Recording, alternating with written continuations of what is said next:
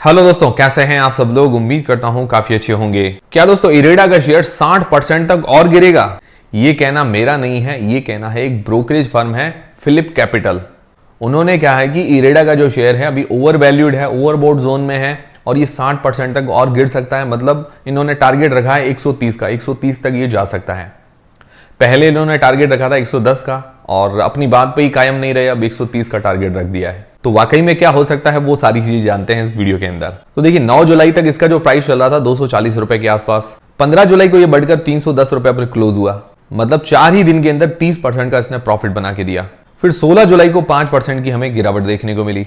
अब Philip capital ने ऐसा क्यों कहा है? पहले तो उन्होंने टारगेट रखा था 110 का, अब उन्होंने टारगेट बढ़ाकर 130 कर दिया है। मतलब 130 तक ये गिर सकता है। तो देखिए पहली बात तो ये चीज देख लीजिए कि ये अपनी बात पर ही कायम नहीं है।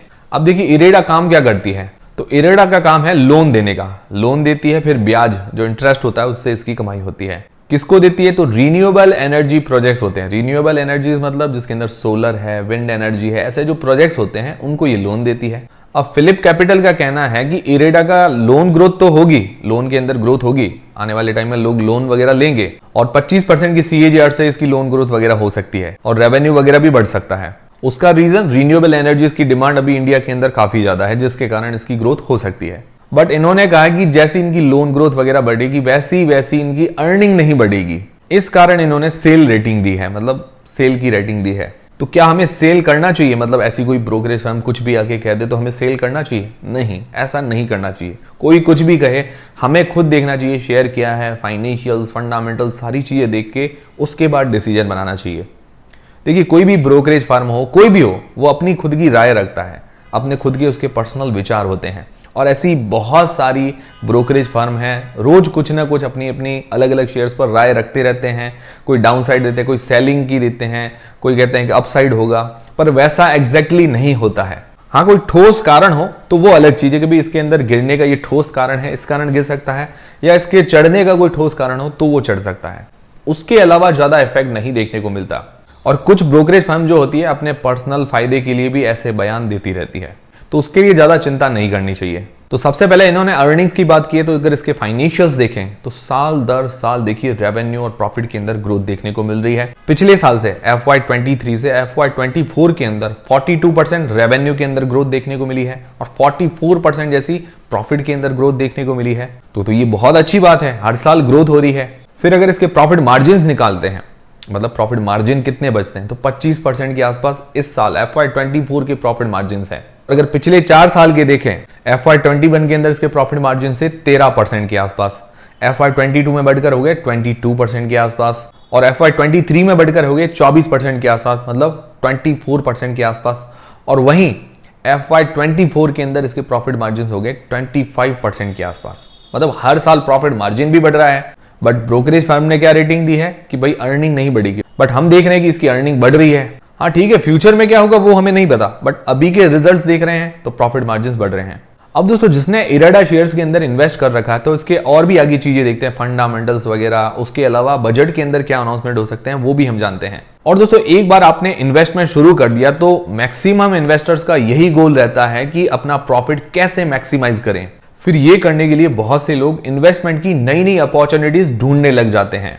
But what if I tell you कि बस एक चीज करने से आपका पूरा इन्वेस्टमेंट का एक्सपीरियंस बदल सकता है। जी हाँ दोस्तों, आप मानो या ना मानो, लेकिन बस एक अच्छे ट्रेडिंग प्लेटफॉर्म यूज करने से सब कुछ इंप्रूव हो सकता है। एक अच्छे प्लेटफॉर्म की निशानी ये होती है कि वो अपने यूजर्स के बारे में केयर करते हैं और उन्हें ऐसे फीचर्स ऑफर करते हैं जो उन्हें हेल्प करेगा। और एक ऐसा ही प्लेटफॉर्म है मोतीलाल ओसवाल, जो कि फाइनेंशियल इंडस्ट्री में काफी जाना माना नाम है। मोतीलाल ओसवाल की जो रिसर्च एंड एडवाइजरी टीम है वो आपको मार्केट के बारे में अपडेटेड रखेगी और सही रेकमेंडेशंस भी देगी। इतना ही नहीं, यहाँ आपको पर्सनल गाइडेंस भी मिलता है जो और कोई भी प्लेटफॉर्म ऑफर नहीं करता है। और तो और यहाँ पर आप इक्विटी, फ्यूचर एंड ऑप्शंस में भी ट्रेड कर सकते हैं। इतना ही नहीं, यहाँ FNO में आपको 1000 रुपीज तक का ऑफ मिलेगा, जो मेरे हिसाब से बहुत बढ़िया डील है।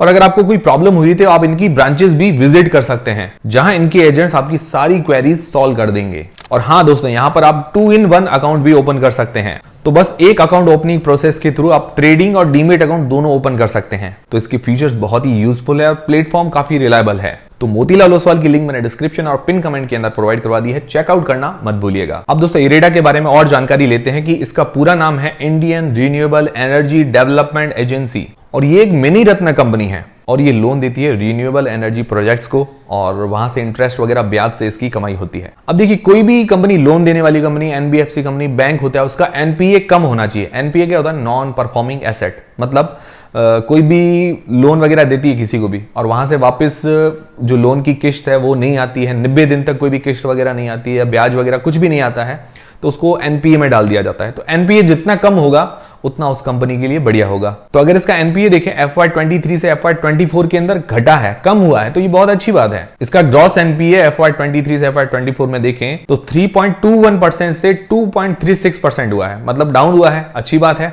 फिर नेट एनपीए 1.66% से 0.99% हुआ है, मतलब ये भी कम हुआ, ये भी अच्छी बात है। तो देखिए फाइनेंशियली अच्छी कंपनी नजर आ रही है, मतलब रेवेन्यू प्रॉफिट के अंदर अच्छी ग्रोथ है, प्रॉफिट मार्जिन्स बढ़ रहे हैं, इसका एनपीए कम हुआ है, तो ये तो कंपनी के अंदर लगातार हमें अच्छी ग्रोथ, अच्छी चीजें नजर आ रही है। फिर दोस्तों कमी कहां है? कमी एक चीज है कि पी अगर इसका देखिए तो 54 के आसपास का निकल कर आता है और इंडस्ट्री का जो पी है 31.2 का। अब देखिए इंडस्ट्री की जो भी कंपनीज होती है सारी इसकी एक जैसी कंपनी नहीं है, काफी लोन देने वाली कंपनी अलग अलग एनबीएफसी कंपनीज है। जैसे अब पीएफसी देखें, पावर फाइनेंस कॉर्पोरेशन, वो क्या है कि ये पावर जो कंपनियां होती है उनको लोन देने का काम करती है। आरईसी ये भी पावर कंपनीज को लोन देने का काम करती है। और इरेडा क्या है कि स्पेशली रिन्यूएबल एनर्जीज प्रोजेक्ट्स को लोन देती है। तो सबको एक साथ तो हम पूरा कंपेयर नहीं कर सकते हैं। हाँ, बट पीएफसी का अगर पी देखें 9 के आसपास का निकल कर आता है और आरईसी का 11.5 का पी निकल कर आता है। तो आरईसी पीएफसी से इरेडा थोड़ा सा महंगा चल रही है। उसका रीजन भी यही कि ग्रोथ, इसका रीजन ये भी है कि ग्रोथ अपॉर्चुनिटी ज्यादा है इरेडा के अंदर, बट हाँ इनसे महंगा है, ये एक नेगेटिव पॉइंट है। और इसकी आरओई 17.3% की, ये अच्छी बात है, 15% से ऊपर है। आरओसी 9.30%, ये थोड़ी सी कम है। प्रमोटर की होल्डिंग 75% की, बहुत ही बढ़िया है। और जिसके अंदर एफआईआईस की होल्डिंग इस क्वार्टर के अंदर बढ़ी है, म्यूचुअल फंड और डीआईआईस की होल्डिंग घटी है। तो ये सारी चीजें हमने देख ली। अब देखिए बजट के अंदर क्या अनाउंसमेंट हो सकता है। तो इंटरिम बजट के अंदर क्या अनाउंसमेंट हुआ था कि 1 करोड़ घरों की छतों पर रूफटॉप सोलराइजेशन होगा, मतलब छतों पर सोलर वगैरह लगेगा। अब सोलर कैसे लगेगा? उसके अंदर क्या होगा कि भाई हर कोई इतना अफोर्ड नहीं कर पाता है, तो उसके अंदर गवर्नमेंट छूट देगी, तो छूट देगी और लोन वगैरह भी देगी। हर कोई क्या है कि कैश पैसों से नहीं लगा सकता है, तो लोन वगैरह कौन देता है? रिन्यूएबल एनर्जी प्रोजेक्ट्स को, इरेडा। तो देखिए ग्रोथ अपॉर्चुनिटी ज्यादा है, क्योंकि रिन्यूएबल एनर्जी में अभी इंडिया को और ज्यादा ग्रोथ करना है। ग्रोथ अपॉर्चुनिटी ज्यादा होने के कारण क्या है कि इरेडा के शेयर जो है लोग ज्यादा बाय कर रहे हैं, इस कारण इसका पी भी हाई है। अब देखिए आने वाले टाइम में अगर ये ग्रोथ करेगी, इसकी अर्निंग बढ़ेगी, अर्निंग्स पर शेयर बढ़ेगा, तो पी भी बाद में जस्टिफाई कर पाएगा। अभी पी वाइज महंगा लग रहा है। अब इसके अंदर पॉजिटिव्स क्या है? पॉजिटिव्स ये है कि ग्रोथ अपॉर्चुनिटी ज्यादा है। आने वाले टाइम में रिन्यूएबल एनर्जी प्रोजेक्ट्स बढ़ेंगे तो लोन भी लोग लेंगे, तो इसकी भी ग्रोथ होना मतलब लाजमी है। दूसरा, फाइनेंशियल्स इसके अच्छे हैं, हर साल रेवेन्यू प्रॉफिट के अंदर ग्रोथ है, हर साल प्रॉफिट मार्जिन्स बढ़ रहे हैं, एनपीए इसका कम हुआ है, तो ये इसके लिए पॉजिटिव पॉइंट्स है। नेगेटिव मैंने आपको बता दिया कि पी वाइज वैल्यूएशंस अपने पीयर कंपटीटर से थोड़ी सी महंगी है, बट हाँ ग्रोथ अपॉर्चुनिटी ज्यादा है। तो अब आप क्या करेंगे? इसको होल्ड करेंगे या सेल करेंगे? मुझे कमेंट करके जरूर बता दीजिएगा। मेरी तरफ से बाय, सेल, होल्ड, सेल किसी का भी रेकमेंडेशन नहीं है। जो भी आप डिसीजन बनाएं अपनी रिस्क और अपना एनालिसिस लगा के बनाएं। अब देखिए जो इन्होंने रेटिंग दी है या पी वाइज इसको शेयर को देखें, देखिए कोई भी शेयर अगर ग्रोथ करेगा तो उसके बाद ये प्रॉफिट बुकिंग होनी है, मतलब एकदम से हाई आता है तो फिर प्रॉफिट बुकिंग होगी, फिर वापस नीचे आएगा, अपना बेस बनाएगा, फिर वापस वो शेयर चढ़ता है, ऐसा होता है। अब देखिए इसने इतना हाई बनाया है तो हल्की फुल्की प्रॉफिट बुकिंग तो होनी ही है, क्योंकि हर कोई क्या कि लॉन्ग टर्म इन्वेस्टर नहीं होता, कोई स्विंग ट्रेडिंग करता है, कोई ट्रेडिंग ही करता है, तो इस कारण क्या कि प्रॉफिट बुकिंग होती है, ये चीजें होती रहती है। हाँ हो सकता है हल्की फुल्की हमें गिरावट देखने को मिले बजट से पहले, पर अगर बजट में कुछ अच्छा और अनाउंसमेंट हो गया तो इस शेयर के अंदर और तेजी भी देखने को मिल सकती है। तो ठीक है, शॉर्ट टर्म के अंदर हो सकता है हल्की फुल्की गिरावट हो, पर लॉन्ग टर्म में मुझे लग रहा है कि भाई ये अच्छी ग्रोथ दिखा सकता है, क्योंकि ग्रोथ अपॉर्चुनिटी ज्यादा है। मेरी तरफ से होल्ड करने, सेल करने का डिसीजन नहीं है। आप लोग क्या करेंगे वो कमेंट करके बता दीजिएगा।